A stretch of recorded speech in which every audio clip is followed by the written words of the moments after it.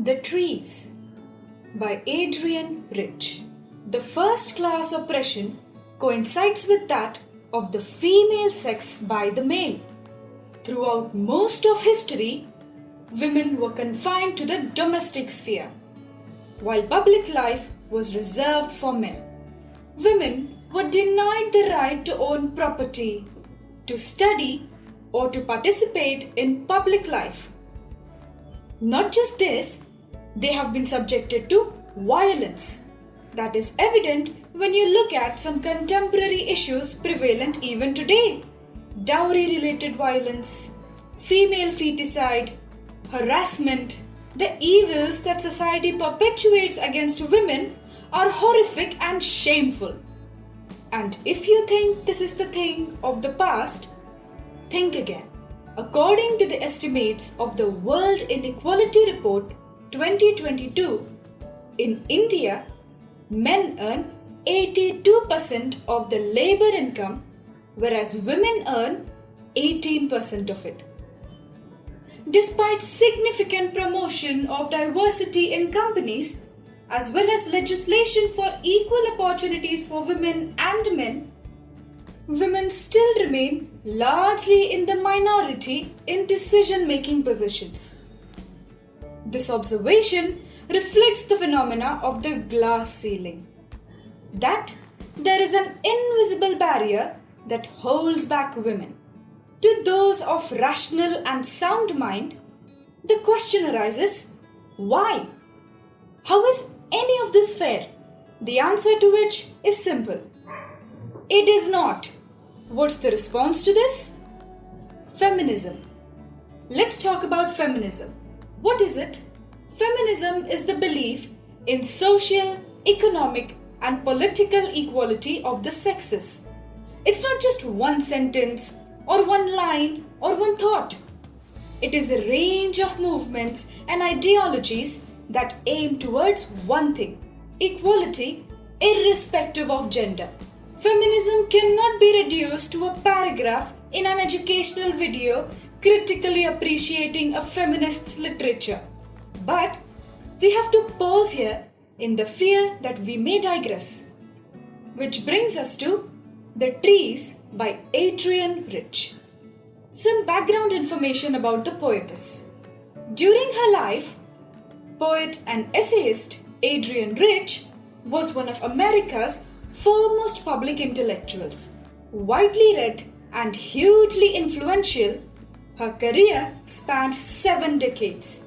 Her work of the late 1960s and 70s became increasingly radical in both its free verse form and feminist and political content.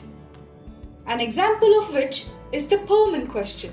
This is no ordinary nature poem. The poem is deeply political in the sense that it talks about the liberation of women. And where are the women in the poem? They are symbolized as trees.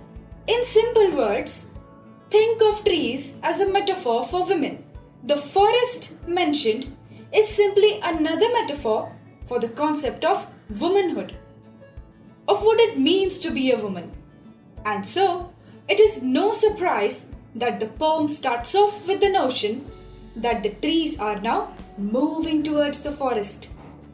They are shedding that which holds them back and walking towards the forest. For centuries, women have been separated from their identities, and therefore, the forest, or their idea of being who they are, has been feeling empty.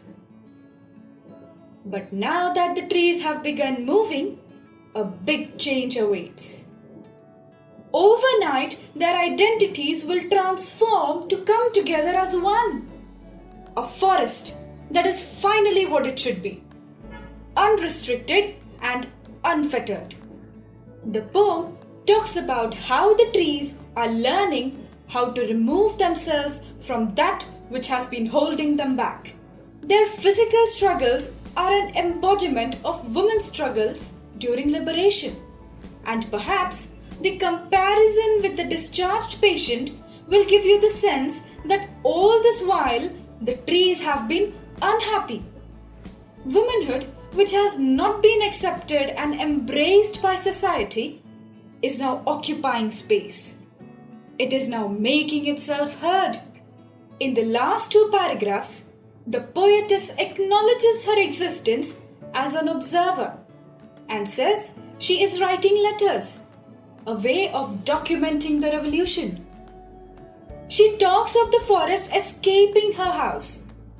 She maintains aloofness, a certain cool detachment from the revolution. That perhaps means that she is alone.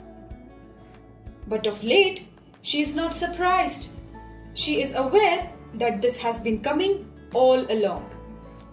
The trees still keep her company. They are the vestiges of her old life in the form of whispers in her own head. Her life is about to change. And she wants us to listen. The glass, a reference to the glass ceiling, will break. The moon, a symbol of femininity and grace and emotion in a way that society deems acceptable, will change and break too. It's a metaphor again. Rich tells us that our perspective of life, the way it looks, will change. But that is necessary. The mirror, a reflection of who we are, will change. We will need to introspect and we will need to change. And it will be for the good. Because the broken moon, the new moon, will still continue to shine and light up the world through the tallest tree, through the oak, most durable edifice of nature.